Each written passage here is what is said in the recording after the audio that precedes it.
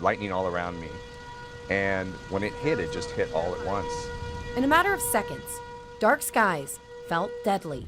Some of the trees were just almost leaning sideways. Catching us off guard.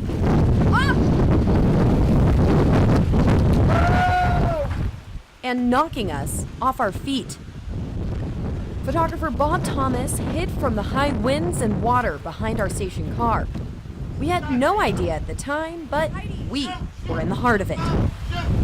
We have a lot of those that nothing ever happens, but this one hit hard, it hit fast, and so all you do is watch it and hunker down. Hiding in Busma's Towing in Bevington, we met a man who just moved here from sunny Southern California. When you can't see a foot in front of you, it's time to pull over.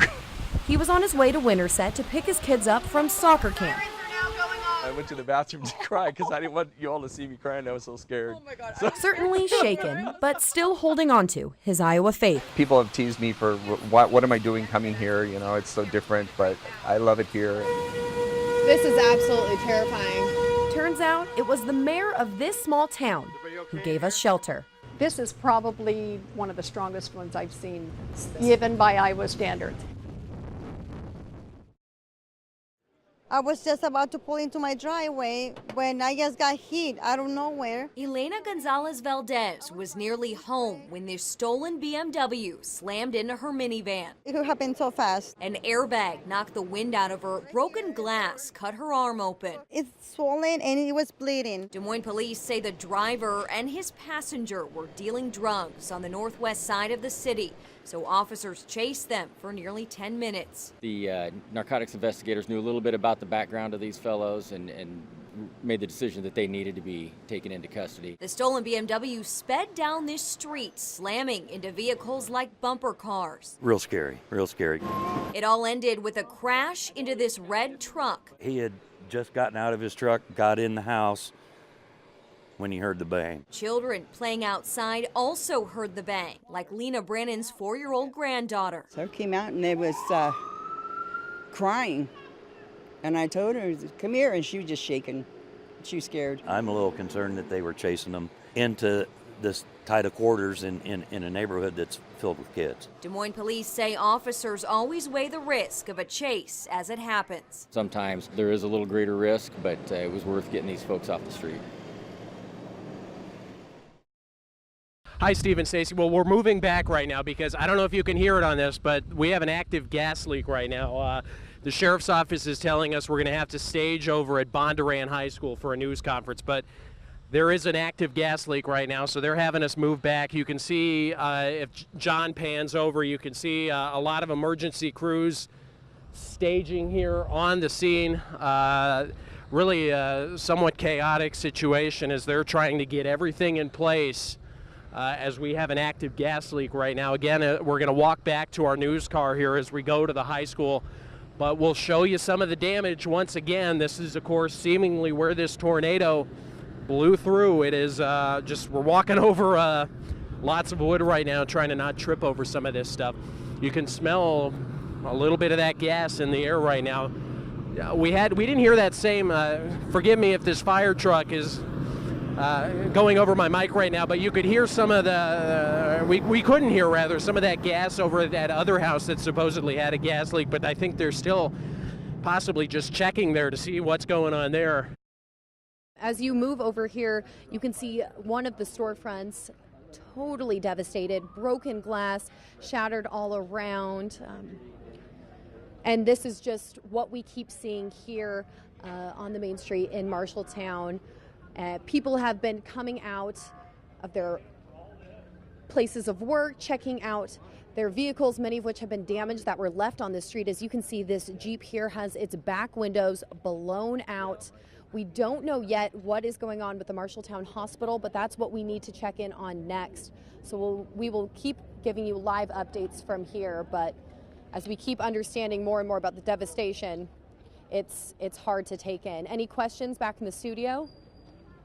Lauren, we can see that you're on that block just east of the courthouse there. There is the courthouse, which has sustained heavy damage. That courthouse built 1886. Wondering how far the damage goes that you can see. I'm just kind of curious how long maybe that tornado was on the ground. Oh, yeah. Yes, we did.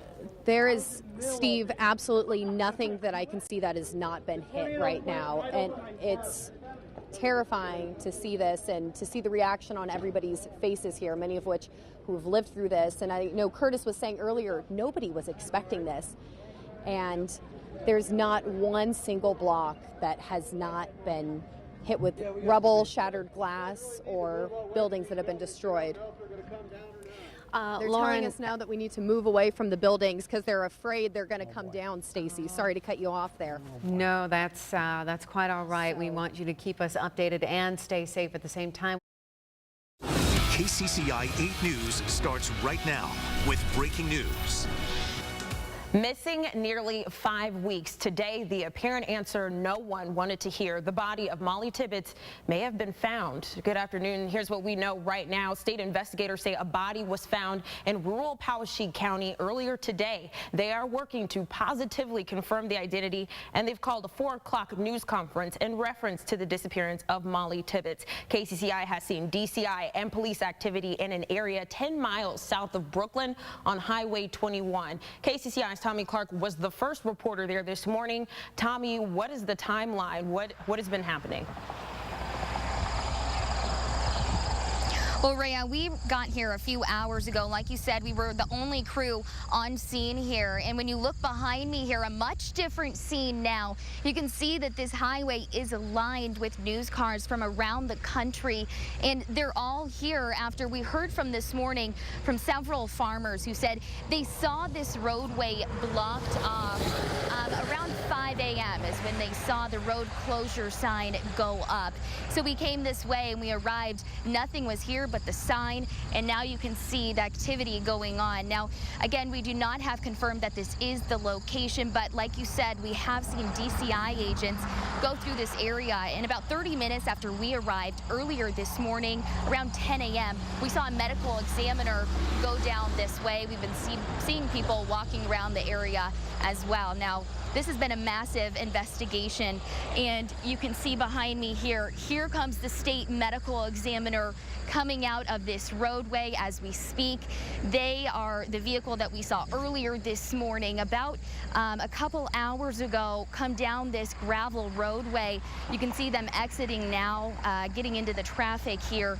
And this has really been the extent of the activity. The medical examiner and seeing several officers go down this roadway. Now, you know that this has really been, for several weeks now, a fruitless search, and the investigation has been massive. And Todd Magel's joining us now. And Todd, you really have been following, the latest on what's going to happen. We will learn more information tonight, right? Right. That's the big news, is that the DCI, the Criminal Investigation Unit for the state of Iowa, has indicated there will be a 4 o'clock news conference, and they have promised us what they are calling significant information in the case of Molly Tibbetts. As you know, she's been missing for the past month now, and Crime Stoppers has a reward close to $400,000, and we're hearing from Crime Stoppers today that they believe that a tip based on that reward perhaps led the DCI and Poweshiek County authorities here to what we believe is a rural scene, perhaps in a farm just off a gravel road here. Again, we're just south of I-80 near Guernsey here in Poweshiek County. That news conference will be at 4 o'clock in Montezuma, which is where the Sheriff's Office is, and that's where they have had past news conferences during this investigation. As we mentioned, the reward is about $400,000. There's word now that, and of course we don't know the answer to this, but perhaps that reward now will be given to somebody who might know what happened in this case, and perhaps if there is a suspect in mind or a suspect out there, that this reward money might help in that case. But we just don't know what happened. We don't know officially if this is Molly Tibbetts. I did text her father, Rob, in San Francisco this morning.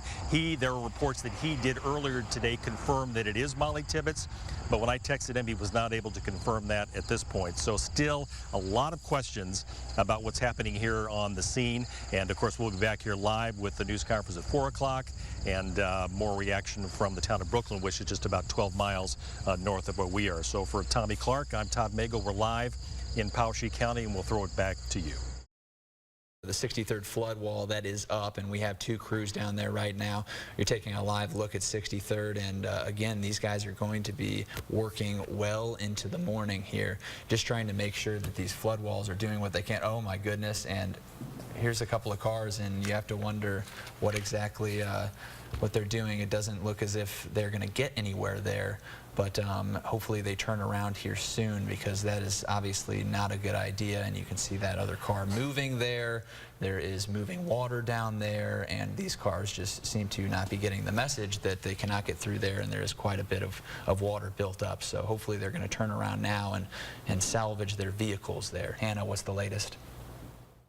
It is still a very active scene out here at 50th and Twana in Des Moines, where we know one person has been swept away by this floodwater. Now look at this. You can see where the water came in and took these people by surprise. And then over here is the van that they were either in or by, and it swept 3 people away, 2 of which have been rescued.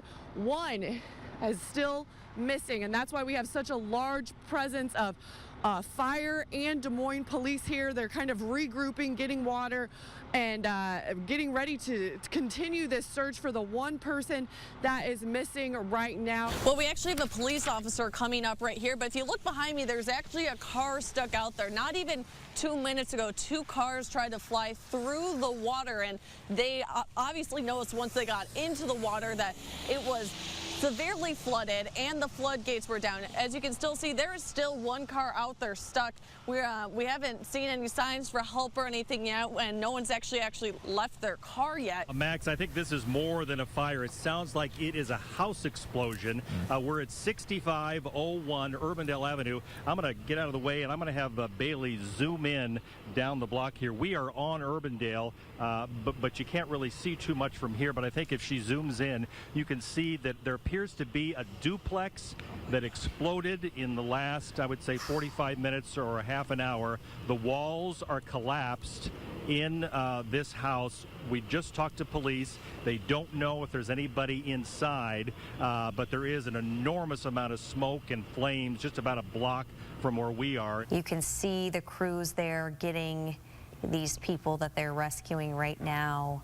It appears they're helping them off their car as we speak, bringing them to safety. They've been sitting there, I don't know, how long would you say maybe? Oh, they've been there at least 20 minutes now. 20 minutes or so after we saw them drive in the water. So they're getting to safety now. Good news for everybody involved. Another bucket of paint. The paint was flowing at Drake University with trays, gloves, and roller brushes. Students were prepared to address recent acts of racism on campus. What is the most public, biggest place on campus where we can make a big statement? We said, let's do it on Painted Street. So Friday, hundreds met at Painted Street to hear messages. Look at everybody here. This is really beautiful. And to send a message. Begin painting the street. They used the dark color to symbolize unity. And now that it's going to be black until Drake relays, honestly, it's a huge deal. They worked fast, and the messy paintbrushes prove it. In a matter of mere minutes, they had the entire street painted black. We sent up our Sky 8 to capture the moment. Sped up, you can see just how quickly they got it done. What was supposed to take 3 hours took less than 15 minutes to cover up those bright, colorful squares. As a minority student here on campus, it makes me feel as though I'm supported. It makes me feel as though I actually matter on this campus. A lot of times we're looking for the support, we don't know where it's at, and to see people from all these 50 squares and these organizations come out and say, we're here with you, we want to paint with you, and we're doing this because we want to stand in solidarity with you, is definitely, it feels so good to see that. And for students of color like freshman Timothy Gant, they hope the discussion doesn't stop with the stroke of a brush. This idea started with the conversation. Please keep talking, keep talking. This is the beginning. We need to work harder to do more. We need to do better. Every Coke contains a jolt. Some say it's the caffeine. I'll probably say you go through 4 or 5 cans a week. Everyone in Rockwell City swears the energy is really in the flick. They're tiny. Of your wrist. I've actually started drinking more pop just to get those pop tabs. For the last decade, Calhoun County dentists preaching the evils of sugary drinks haven't had a chance. Yeah. Because of one teenager on a mission. They said they'd have a few more drinks. J.C. McAlexander is that 17-year-old with a cat on his lap. This is Lucky, and she's been with me through all my treatments. His first love since second grade. Yeah, she's pretty old now. When he was diagnosed with Ewing's sarcoma, cancer. I think she knows when I have a bad day, and on those bad days she tries to help me through them. And J.C. has had plenty. Spending so many nights at the Ronald McDonald House in Des Moines, they literally gave him his own suite. But they also gave his parents a shoulder to cry on. I had somebody that I could talk to about what our challenges were, about what our fears were. We can't put a price on what they've done for us. But once J.C. beat cancer, that 8-year-old wanted to try, rallying his community behind a currency even his classmates who had shaved their heads could latch onto. We had different places around Rockville City where people could donate pop tabs like their own banks. This was his way of giving back. The aluminum from every pop deposit rolling into the bank? I think there's a few beer tabs in there too, maybe. Would be recycled for cash, funding that home where JC's childhood artwork still hangs. Pop tabs are tiny. That probably takes us a good couple months to fill a house. But JC's goal was massive. A ton of tabs. Yes, a literal ton. When you start doing the math, it's kind of crazy. Through middle school, little baggies became big boxes. That's literally so many pop tabs. Until JC called with the news. It took him 9 years, but he was sure he had his ton. Yeah, because the garage has been filling up. And he wanted to say thanks from his bed in hospice. It just helps you know that people are on my side, and it helps to keep me going. 17 hours after he talked with us, this 17-year-old died. JC was weak, but he was determined to make sure every person who ever popped a tab knew it mattered. It always felt like they were rooting for me behind the scenes there. Looking back now, I think he knew that he was close to the end, but he used that whatever energy he had to talk to you. And then he didn't really talk much after that. And I cried and held him and told him I loved him. And that was it.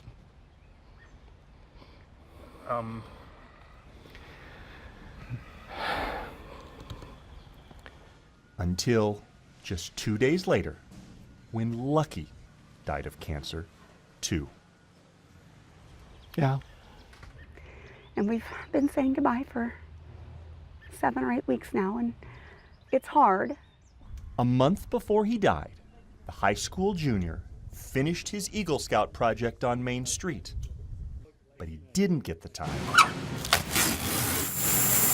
to cash in on the aluminum stockpile from his garage. For us, it's just carrying on a friend's legacy. So those same buddies who'd shaved their heads as second graders? What he wanted is finally getting done. It's a great thing. Lugged boxes so heavy, they split. Bottom broke on me.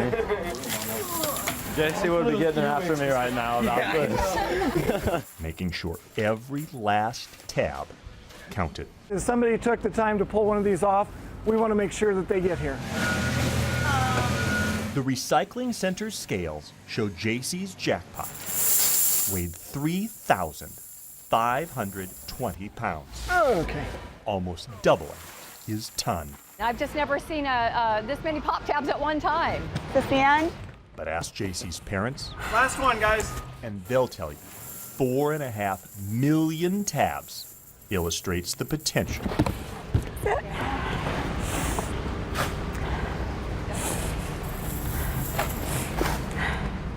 In all of us. If a 17-year-old kid could do this, then everyone can do something for someone.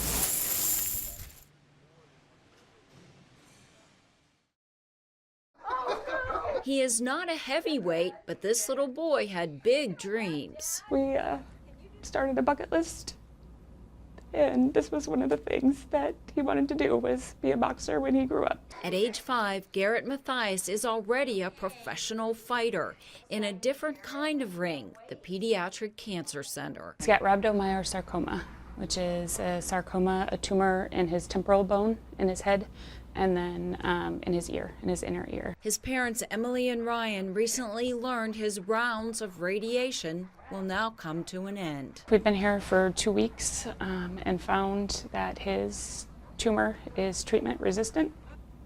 So that means there's nothing else they can do for him. So to make his day, the Title Boxing Club made him a boxer for a day. Hello, how you doing? I did bring you your special gloves.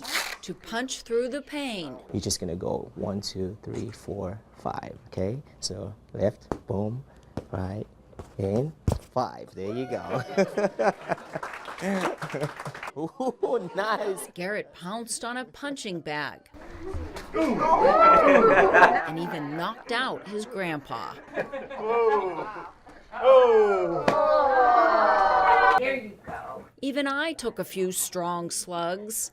Woo, you got a punch. But it's his inner strength that's inspiration. He just rolls with it, and he inspires all of us every day. I mean, he's just amazing. And then you have your own championship trophy. Thank you. In boxing, they tell you, you get knocked down, you have to get back up, you know, always fall on your back so you look back up. But every day, life is always a struggle and a fight. Garrett teaches everyone to get up, fight back, and appreciate every day.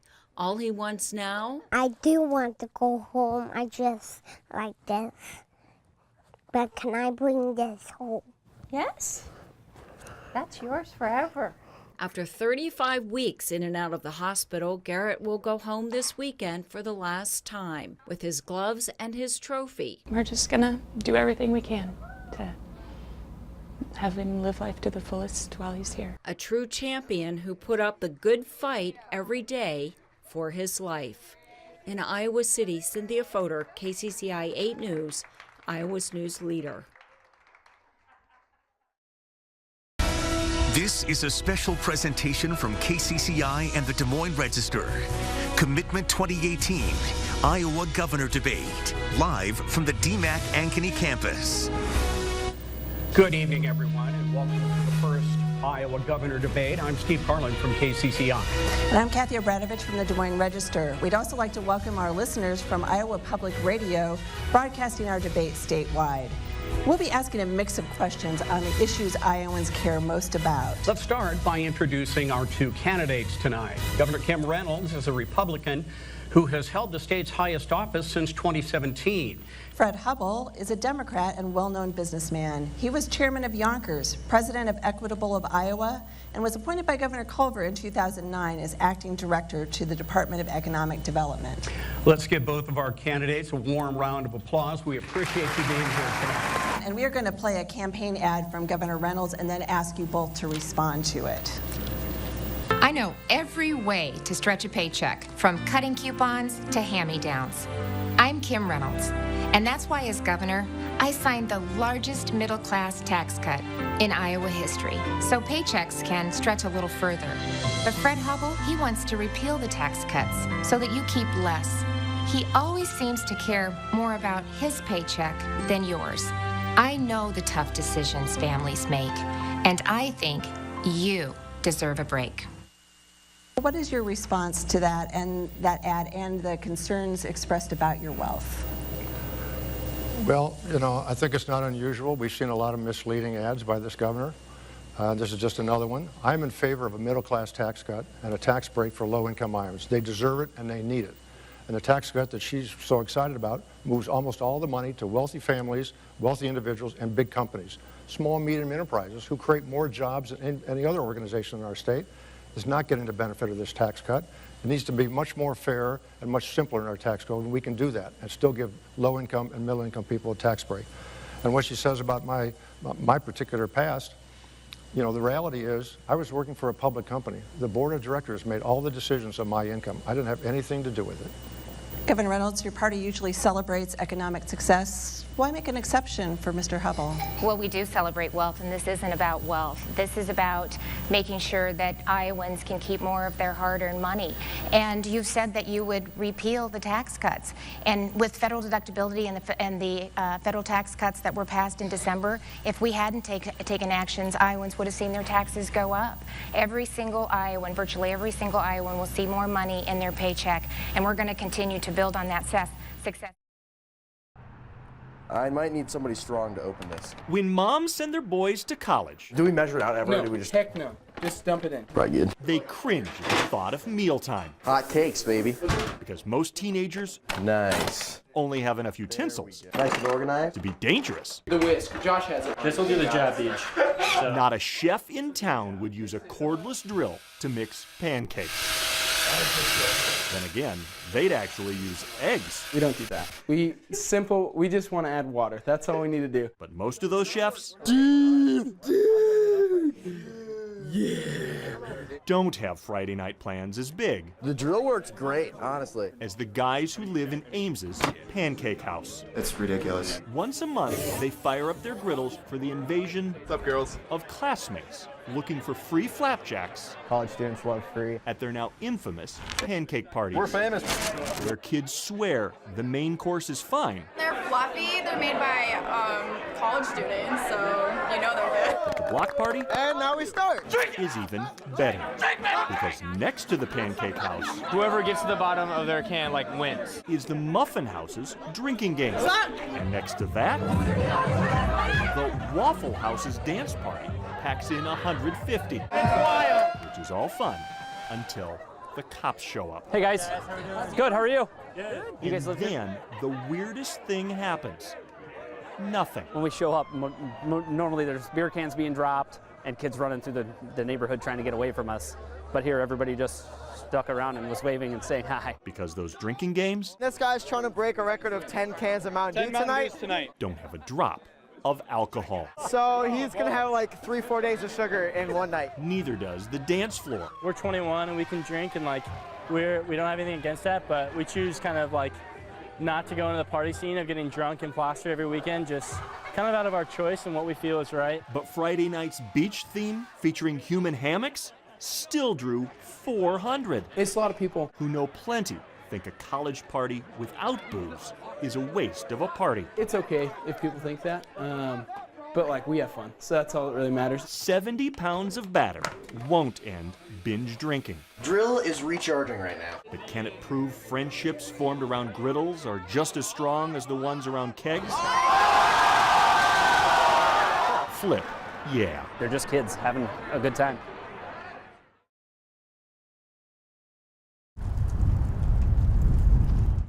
Never would a kid die on my watch. And it happened. Those gut-wrenching words coming from the head coach of William Penn's men's basketball team after a beloved player, senior Marquise Todd, was found stabbed and killed Thursday night in Oskaloosa. A lot of our players, went out to the hospital and were at this scene and just wanted to be there for some of their brothers. As the crime scene sits and the memorial grows outside the gym doors, inside on the court, they're mourning number 22. Players like Loudon Rockweiler, number 21, and whose locker was right next to Marquise. He woke up to the news. This can't be real. And unfortunately it was. And Brandon Trotter, who says Marquise's only focus was on school and basketball. He wasn't a kid looking for trouble. He really just wanted to make it. He wanted a chance. But he really got robbed for that chance. The day after Marquise's death, the Statesmen had conference tournament semifinals. They didn't win, but they played for Marquise. There's nothing in the coaching manual for coaches that says turn to page 17, player dies, player's murdered, here's what you do. And I don't know anybody to call that can tell me, and that scares me. This team says they'll continue on because that's what Marquise would have wanted.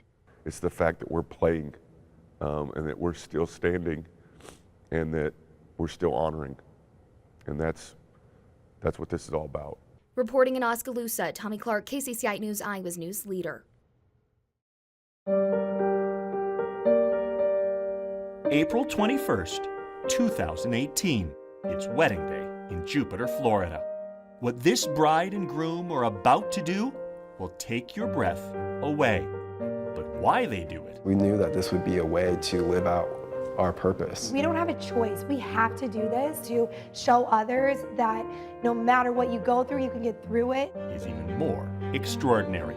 7 yards, effortless for most, mean everything to Bondurant native Chris Norton. Norton is down. Because 7 years ago, they told me after the surgery that there's a 3% chance of any kind of movement below the injury site. He chose to stomp on those odds. I'm not gonna let other people tell me what's gonna happen to me. Never questioning if, but working toward when. You don't see many people with the intensity that Chris has. I've never met somebody as positive as Chris. I feel good, but I'm never satisfied. And now he's building an empire of inspiration. I feel like I'm living out my purpose and significance of my life. If I was still training for myself, I would have quit a long time ago. Showing how strength stretches far beyond physical ability. And it's all been leading up to this point.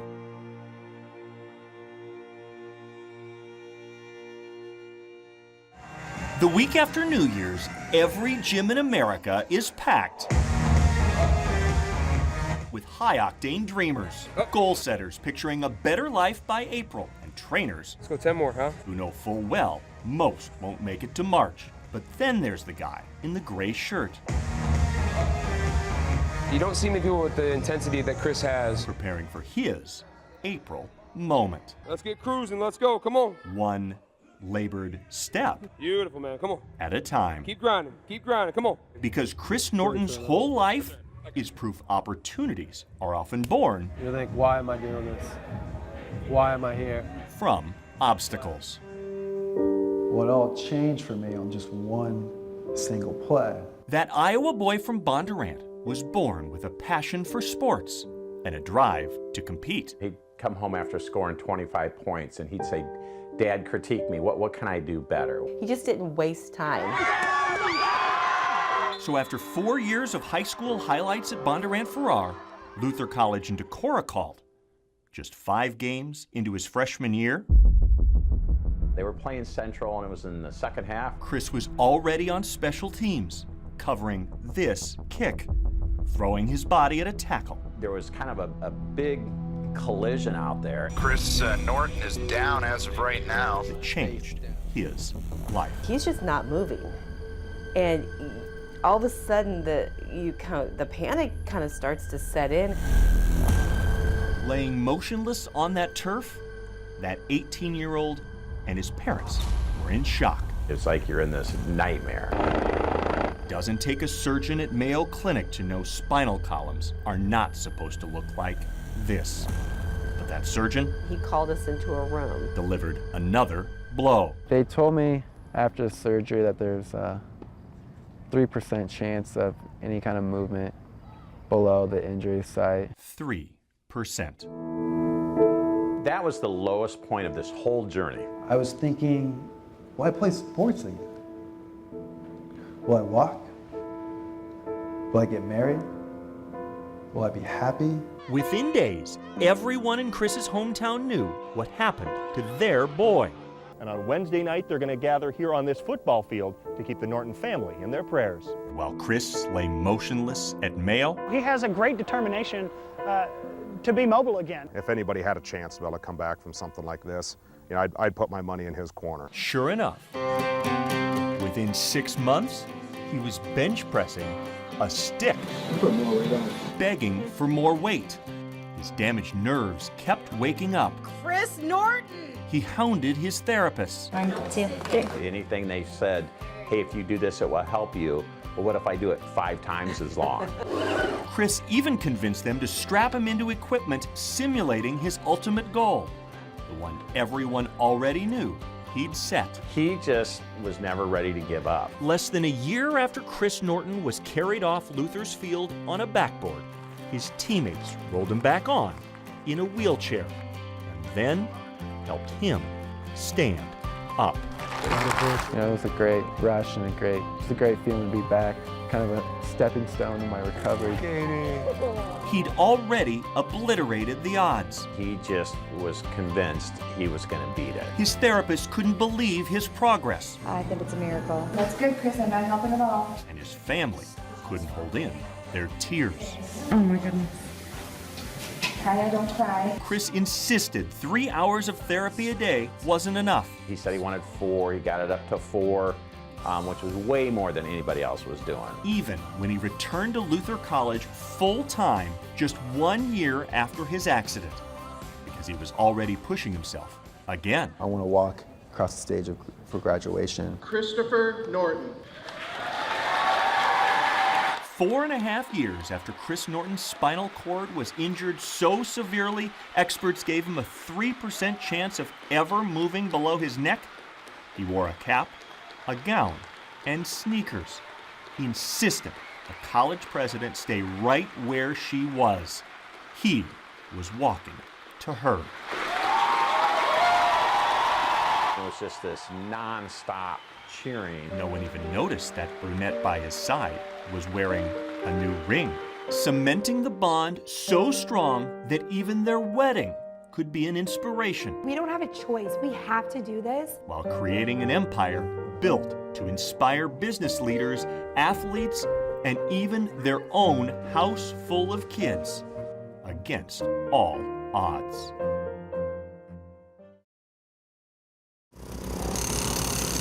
This was not supposed to happen. Sky 8 shows construction crews jackhammering the top off a giant pier built at the intersection of I-35 and Highway 30 in Ames.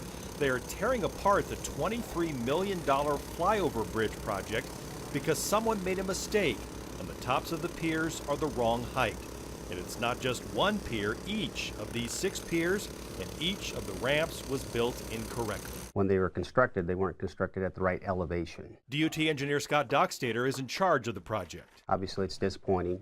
It's a pretty important project with the flyover. It's also a bit of a shock to drivers who pass by the project every day on a very busy Interstate 35. Well, it's a surprise to me, yes. I knew nothing about it, so I like the idea of it. It's just too bad that they have to come up with this flaw. Construction of the flyover bridge project began back in 2016.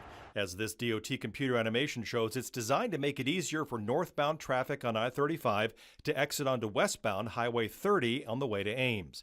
The flyover bridge will eliminate one of the old cloverleaf exits here. And everything was going well until a few weeks ago when the DOT and the contractor, Murrow Construction, noticed a big problem. Yeah, just a construction survey error where they didn't get it at the right elevation, and just with the anchor sleeves just got moved around when they were pouring the concrete, more than likely. Dockstader says the piers will eventually hold up long steel beams that support the bridge deck, but the points or anchor sleeves that the beams bolt to are in the wrong place. They're off by several inches. So crews have to jackhammer off the concrete tops, leave the existing steel reinforcement bars in place, and pour new concrete to the correct height. That would be considered human error, the mistake on the elevation, because it's pretty clear in the plans how high the bridge pier should be. Murrow Construction is based in Minnesota and is a longtime bidder on Iowa DOT construction projects. So we asked Dockstader if this flyover bridge problem would disqualify the company from future building projects. Murrow has been around for many years in construction, and they're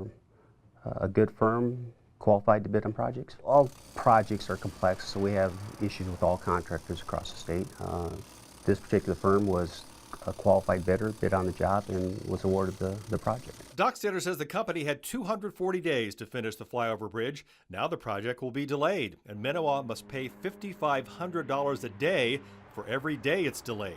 There is no additional cost to Iowa taxpayers. It's a bid item. You know, we led a project, and if they have additional costs for the repair work, that wasn't our responsibility. That's just additional costs that they have that will come out of their project cost. In the end, the DOT says the flyover bridge will be a beneficial addition to the Ames area, and that the repaired bridge piers will be just as safe as the original concrete piers. We're confident that the bridge piers will be structurally sound and safe.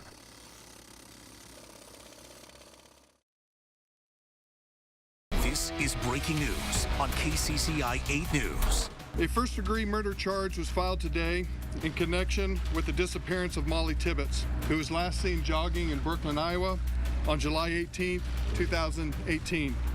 Heartbreaking news tonight. After more than a month, the search for missing 20-year-old Molly Tibbetts comes to a tragic end south of her hometown of Brooklyn, Iowa. KCCI was the first to bring you the news early this morning. Investigators told us that they had found that they believed to be the body of Molly Tibbetts. It was discovered near the intersection of Iowa Highway 21 and 460th Avenue. That's in rural Poweshiek County, just south of the town of Guernsey and southeast of Brooklyn, where Tibbetts was last seen on July 18th. The DCI says the body was found in a cornfield. It was covered with corn stalks. Law enforcement blocked off the road leading to the field as investigators and the medical examiner came to process the scene. We have Team 8 coverage tonight. KCCI's Todd Magel is outside Guernsey where the body was found. Lauren Donovan is in Tibbetts' hometown of Brooklyn with reaction to today's tragic news. But we begin tonight with KCCI's Laura Terrell. She's live in Montezuma outside the Poweshiek County Courthouse where investigators just wrapped up a news conference a short time ago. And Laura, it has been an emotional day for everyone, even for the investigators involved in this more than month-long case. A very emotional day, and we're finally getting some answers as to what happened to 20-year-old Molly Tibbetts. Today, authorities charged 24-year-old Christian Rivera. They say he is of illegal status here in the United States, and he's been here from anywhere from 4 to 7 years. Now, they explained in great detail today at this press conference what happened. They say surveillance video was a big break in the case. Someone in Brooklyn had surveillance video, turned it over to authorities about 2 weeks ago. They combed through that surveillance video. On it, they found a snippet of Molly jogging. They also saw a black Malibu. They traced that Malibu to Rivera. They questioned him yesterday and into today, where he admitted that he saw Molly Tibbetts running, ran alongside of her to try to talk to her. At one point, he said she got out her phone and said she was going to call police.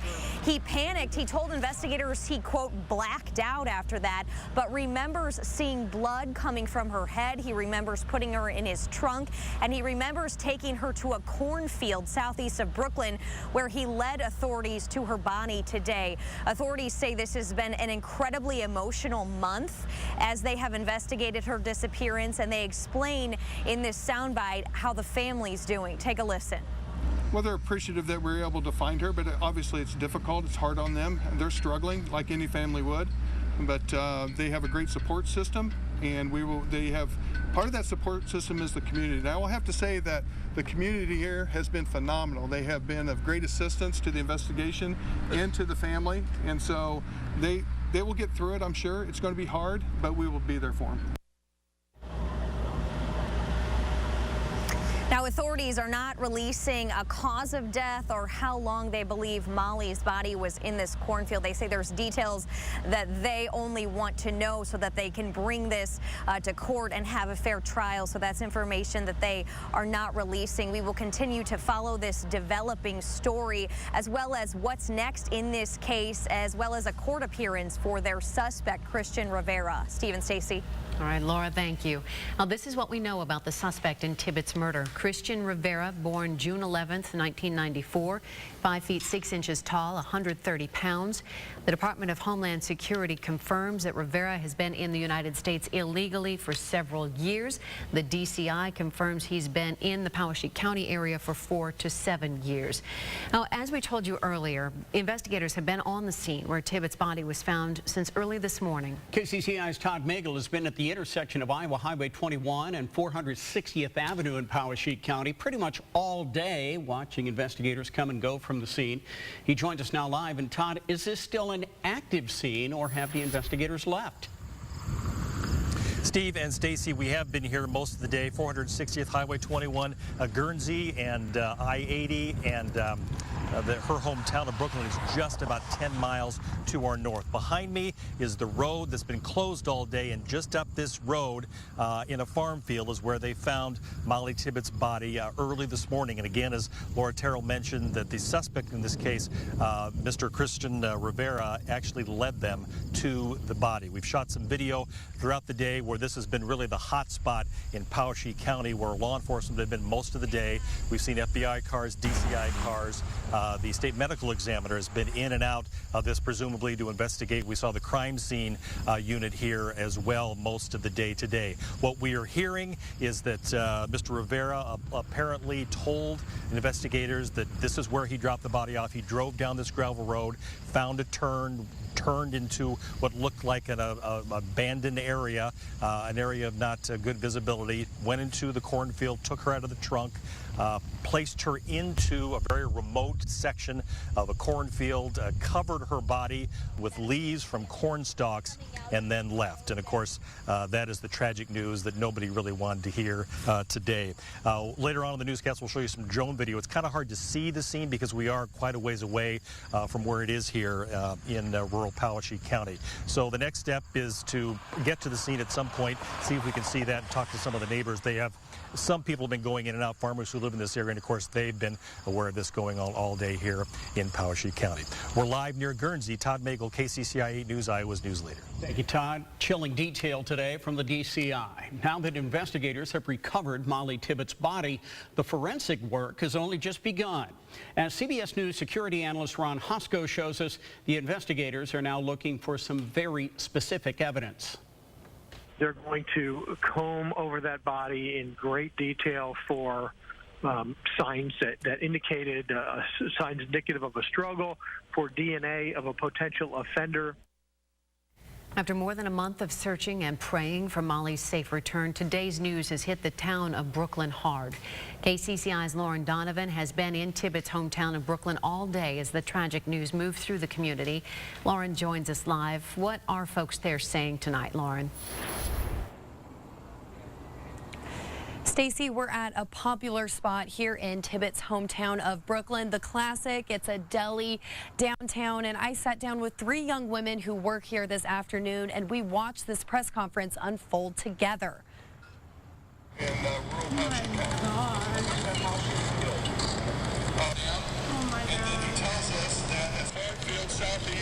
And these young women describe this community as both open and accepting, but given the man charged as an undocumented immigrant, they feel as though this tight-knit Brooklyn community is about to change forever. And though Brooklyn has become known as the home of Molly Tibbetts, in the past it's been known as a community of flags from all over the world. You can see them right here downtown, but from speaking to these young women and other people around Brooklyn, many here are afraid. Now Brooklyn will become known home as the heart of a divisive political debate. Lauren Donovan live in Brooklyn tonight. Tibbetts' body will now undergo an autopsy. CBS News talked to Mary Ellen O'Toole, a former FBI profiler, who says at this point the investigation is in the hands of scientists. At this point now, the hard science kicks in. People want to be very reserved until we get that report from the medical examiner, which is going to be very telling, and that's going to be the hard science. Well, the Molly Tibbetts case has been closely watched by people all across the country. It has. The tragic news today that Tibbetts' body was found has prompted reaction from Governor Reynolds. In a statement released shortly after the arrest announcement was made, Reynolds said, "Today our state woke up to heart-wrenching news. As a mother, I can't imagine the sorrow felt by the Tibbetts family. We're all suffering over the death of Molly, knowing that it could have been our daughter, sister, or friend." Reynolds continues, "I spoke with Molly's family and passed on the heartfelt condolences of a grieving state. I shared with them my hope that they can find comfort, knowing that God does not leave us to suffer alone." Over the past month, thousands of Iowans searched and prayed for Molly's safe return. Now we are called to come together once again to lift up a grieving family. The search for Molly is over, but the demand for justice has just begun. Reynolds closed her statement with this: "As Iowans, we are heartbroken and we are angry. We are angry that a broken immigration system allowed a predator like this to live in our community, and we will do all we can to bring justice to Molly's killer. Governor Reynolds is the highest profile Iowan to bring immigration into the discussion following today's announcement and arrest. KCCI's Chris Gothner talked to a leader of Central Iowa's Latino community on how they are responding to this. Chris? Well, Stacey, Joe Henry, who's the head of the League of United Latin American Citizens here in Des Moines, says the news that investigators found Molly Tibbetts' body is, of course, heartbreaking, but he says with rhetoric already heating up online, it's important to note that while investigators say the suspect in this case was here illegally, he is just one person and doesn't represent an entire group of people. It was a crime committed by an individual, not by a community. We cannot pigeonhole people into groups. It's just it's unfair. There's no reasoning, no science behind it. That cannot be done. Henry says crimes can be committed by anyone. He says his heart goes out to Molly's family. Stacey, Steve. Thank you, Chris. Well, the Tibbetts case has drawn support and attention from all across the country since it started more than a month ago. It was back on July 18th that Molly Tibbetts' boyfriend heard from her for the last time. July 18th, Molly Tibbetts was dog watching at the home of her boyfriend's brother in Brooklyn. Her boyfriend, Dalton Jack, says he received a Snapchat message from Tibbetts around 10 o'clock that night. July 19th, workers at a Grinnell daycare call Jack and tell him Molly did not show up for work.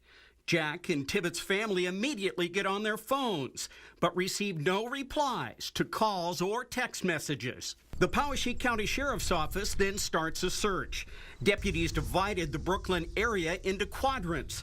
They also began going through Tibbetts' social media accounts for clues. July 28th, a reward fund is started with a $2,000 donation from the local Rural Electric Cooperative for information in the Tibbetts case. The reward fund skyrockets in the weeks to come to almost $400,000. I can say that we have a timeline that we're confident in. Just 3 days later, on July 31st, investigators hold a press conference to update the public on the search. But they have very little information to share. August 1st, Waterloo residents hold a vigil to pray for the safe return of both Molly Tibbetts and missing LaPorte City teenager Jake Wilson, who disappeared from his hometown in April. August 2nd, Crime Stoppers holds a press conference with the Tibbetts family and her boyfriend. Molly's father, Rob Tibbetts, pleads for his daughter's safe return and asks whoever took her to turn themselves in. The family's holding up just fine. We're setting our personal feelings aside. This is a fight for our daughter. It's frustrating for everybody. It's frustrating for the investigative team, it's frustrating for us, and it's particularly frustrating for the family and friends of Molly. The day after the Crime Stoppers press conference, the Iowa Division of Criminal Investigation voices its frustration over the lack of information in the case. Over the next few days, this man, Wayne Cheney of Deep River, Iowa, says he has been questioned several times by investigators. He even took a polygraph to clear himself. August 10th, Rob Tibbetts and Molly's boyfriend, Dalton Jack, come to Des Moines in the Iowa State Fair to hand out posters and buttons to draw more attention to the case. Just hang in there, Pi. We're going to come get you. Everybody's looking. Just hang in there. It's just a matter of time. August 13th, the Iowa DCI unveils its Finding Molly website, asking people who may have seen anything in 5 locations around the city of Brooklyn on July 18th to please contact investigators. I just want Molly's family to know you're on the hearts of every American, and we will continue to work, and we will continue to pray for Molly's safe return. Throughout the search, the Molly Tibbetts case captures national attention. During a visit to Des Moines on August 15th, Vice President Mike Pence vows that the Trump administration will do everything it can to help. Our KCCI crews are collecting more information on this developing story. Watch for their live updates throughout this hour-long broadcast. And on a day when the whole state is mourning the death of Molly Tibbetts, we fittingly have some gloomy weather. Yeah, it's a cloudy day out there, a cool day. That's what's very unusual about the day. Temperatures well below normal for this time of year. Take you out to Principal Park. Temperature there 73 degrees, a little bit of a north breeze. Clouds have broken up just a bit, but it's going to be a tranquil evening. Temperatures drop down quickly into the 60s by 9 p.m. 11 p.m. 65. Overnight lows dip all the way down into the 50s. Another quiet day tomorrow. The sunshine will break out. More sunshine the farther northeast you are. A few more clouds off to the west. But look at these temperatures. A day in the 70s. A few locations will creep near 80 degrees. There is some heat on the way in your 8-day forecast. Details coming up. It has gone from a missing persons case to a first-degree murder investigation. Coming up, a live update on the Molly Tibbetts case. Coming out of this road. This is Iowa's news leader, KCCI 8 News at 6. Thank you for choosing KCCI tonight on this very important day. We have more on tonight's top story. An arrest is made in the disappearance and murder of Molly Tibbetts of Brooklyn. KCCI's Laura Terrell is in Montezuma, where the DCI held a news conference describing how they found what is believed to be Tibbetts' body and how they tracked down her suspected killer. Laura? Yes, authorities say surveillance video was a huge break in this case. From that video, they were able to see a black Malibu. They traced that Malibu to their suspect, 24-year-old Christian Rivera. Now, they interrogated him overnight. They say 24-year-old Rivera admitted to abducting Molly Tibbetts, and he led them to what they believe is her body earlier this morning. That was southeast of Brooklyn in a cornfield. Now, authorities say this surveillance video, they got it about 2 weeks ago, and they were meticulously combing through it. There was a split second on that video where you see Molly Tibbetts running, authorities say. They also saw a black Malibu. They traced that Malibu to their suspect. They found him today. They say Rivera is an undocumented immigrant who had been in the area for about 4 to 7 years. He had no real connection that they know of to Molly Tibbetts, but he did tell them that he had seen her before. So it's unclear exactly a motive, why he did this, but he did reveal a lot of details as authorities interrogated him, and they explained that in this. Take a listen. And during that interview, he tells us that he sees Molly running and was able to come upon her, approach her, and while he was interfacing with her, he actually tells us that he ran alongside of her or behind her. And then at one point, he tells us that Molly grabbed a hold of her phone and said, "You need to leave me alone. I'm going to call the police." And then she took off running. He in turn chased her down. And then he tells us that at some point in time he blacks out, and then he comes to near an intersection in which we believe he then placed Molly. After Rivera blacked out, authorities say he eventually told them that he remembers seeing blood coming from Tibbetts' head, as well as he remembers putting her in his trunk and taking her to this cornfield. So as we mentioned, authorities not releasing a specific cause of death. That's something that they don't know until the autopsy is complete, and they also don't really want to reveal as this case is going to go to trial. We are trying to learn more information about our suspect as this story develops, and we will keep you posted. Steve and Stacy. Laura, thank you. People in the community of Brooklyn are still trying to come to terms with today's news that Molly Tibbetts was murdered. KCCI's Lauren Donovan has been in Tibbetts' hometown of Brooklyn all day as this tragic news moved through the community. Lauren, what are folks there saying tonight? Many people here in Brooklyn, Stacy, were holding out high hopes as a month has passed since her disappearance that Molly Tibbetts may have shown up. But today, all those hopes were shot at around 7 this morning as the news began to break. You can see posters are still up here in many storefronts, but we'll take you down this way. There was a very well-known large poster posted up right here in front of the Timepiece Theater that has been taken down. Now, we saw crews doing that work in these stores earlier today. But these streets have become much more familiar to national media figures. You can see CBS News is right out here from New York, and the people in town have gotten used to these media figures.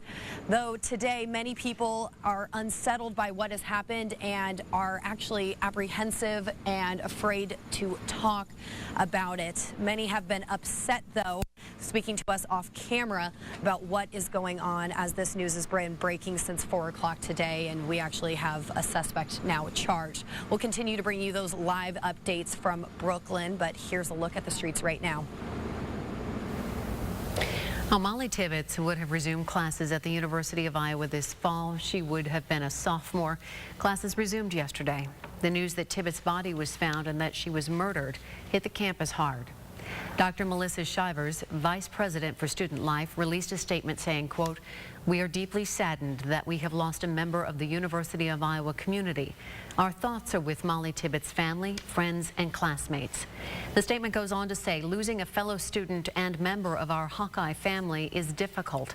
President Harold and I share in your grief and encourage you to reach out if you are in need of support. The university is offering 3 helplines for students or faculty who need help coping with Molly Tibbetts' death. Just northeast of Tibbetts' hometown of Brooklyn, Blackhawk County investigators are waiting for the results of DNA testing to positively identify a body believed to be that of 16-year-old Jake Wilson of LaPorte City, who's been missing since April 7th. Kayakers discovered the body on August 14th in Wolf Creek, just south of LaPorte City. Investigators say evidence at the scene leads them to believe it is indeed Jake Wilson. They say the body was found in an area they had searched repeatedly. They are also trying to determine the cause of death. Now we want to check back in with Chief Meteorologist Curtis Gertz. Curtis, it's a lot cooler today, but the heat is going to make a return. Yeah. I mean, it has abated out there. A cool day, but the heat is set to return. It's just going to take a little bit of time to get here. Outside right now, mostly cloudy skies. The temperature 73 degrees, dew point 61.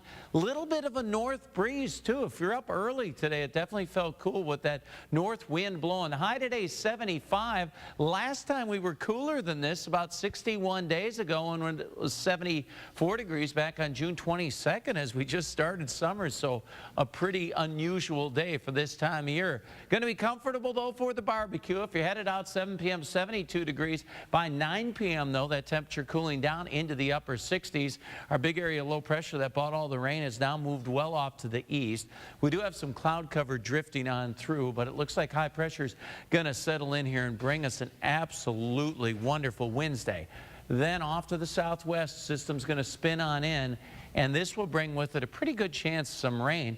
It's starting to look like the timing details on that Thursday night into Friday morning. If you're traveling, you're going to run into pretty cool temperatures for this time of year across the Midwest. 75 Indianapolis, Chicago 78, 82 Minneapolis, and then you run into some showers and just 60s out in western Nebraska. Rain in Dodge City 76. Hour by hour, we clear out a bit overnight. Tomorrow starts out in the 50s. Afternoon going to be beautiful out there though with sunshine. Clouds slowly increase, although I think on Thursday we'll start with sunshine. Clouds move in as the day goes along.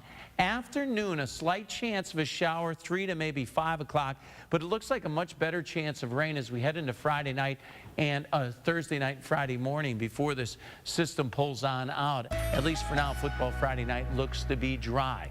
Clearing skies tonight, 55 degrees. Sun goes down, 8:05. Tomorrow, that high 79 with sunshine. It's going to feel so good. North to northwest winds at 5 to 10 miles an hour. Thursday starting out in the 50s, just 73 for high, maybe an afternoon shower. It looks like a much better chance Thursday night and Friday morning. Friday afternoon, 86. The heat definitely moves in. It looks like 90s for the weekend, early next week, and then 80s to finish out the week next week. Thank you, Curtis. Nick Tabbert in for Sports Director Scott Reister tonight. That's right. Akram Wadley is gonzo. James Butler is out of here. And the Iowa Hawkeyes now have a better idea of who's going to play running back. Brian Ferentz likes 3 guys in camp. One, though, has separated himself as the starter. Now, here's Nick Tabbert with KCCI 8 Sports, powered by Fairway. Still no word on who will start at linebacker for Iowa, but we know who's in line to play running back. Brian Ferentz says Ivory Kelly Martin has established himself as the #1 guy. Kelly Martin ran for 184 yards and 3 touchdowns last season. As a true freshman, Ferentz likes him for his versatility and ability to play all 4 downs. Ferentz also says the Hawks still plan to use at least 3 running backs because he really likes what Torrin Young and Mekhi Sargent have done in camp. The sting of 2017 still fresh for Johnston football. The Dragons have turned that playoff loss to Dowling into motivation for 2018. Johnston features 7 3-year starters and added transfer defensive end Cody Lemon from DCG. The Dragons are eager to end their UNI Dome drought. The season's going to be just limit our mistakes every game, and by the time we get to that point, and when it matters, we do better have no mistakes to get to that dome. I feel like we always have that motivation to make it there. I think this is the year, though, that we can actually make it there and hopefully state championship. Johnston opens the season Friday night at Urbandale. Darvish, Chicago's prized off-season addition, is done for the season with stress reaction on his elbow. Darvish walked off the mound in pain over the weekend during a rehab start. He's been on the disabled list since May. Also for the Cubs this afternoon, they acquired Daniel Murphy from the Nationals for Andrew Monastero. Murphy, a veteran infielder with postseason experience. And the Iowa Corn 300 won't have the Iowa Corn next season. The title sponsor for the annual IndyCar race in Newton has ended its sponsorship after 12 seasons. Iowa Corn says it wants to explore new avenues to market itself next year. Nick, thank you. Curtis is marketing the weather forecast again right after this. Curtis is back, and buddy, it's really comfortable. Yeah, it is, isn't it something? Especially when you get up early, it's going to feel crisp. So nice. Temperatures in the 50s tomorrow morning, a high 79 with sunshine. Thursday, that rain chance really looks like late, and Friday would be early. Look at the heat build, though. By the weekend, the 90s bump in, just a slight chance of a morning shower on Sunday. Early next week looks to start out dry and fairly tranquil. Thank you, Curtis. We have much more on the Molly Tibbetts case coming up in our second half hour of an hour-long KCCI 8 News at 6. We'll also have the latest from Washington. There are convictions in the Paul Manafort trial and a plea agreement involving President Trump's former lawyer, Michael Cohen. Stay right here. We'll be right back.